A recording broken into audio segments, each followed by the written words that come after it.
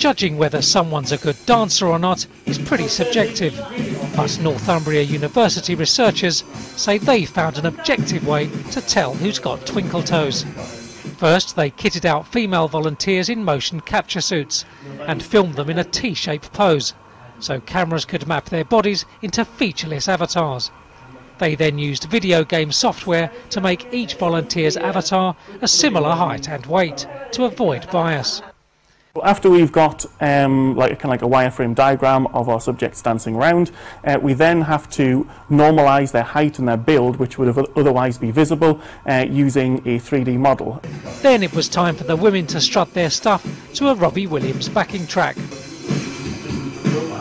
Finally, 200 heterosexual volunteers, male and female, rated the dancing on a scale of 1 to 7. Our study found that there were 4 things that characterise high-quality female dance. The first was large movements of the hips. The second was the ability to keep in time to a rhythm. The third was asymmetric movements of the arms, so that the arms were doing something slightly different to one another. And the fourth was the same things for the legs. Earlier studies have suggested dancing is closely linked to courtship rituals and fertility. Previously, the Northumbria team examined male dancing.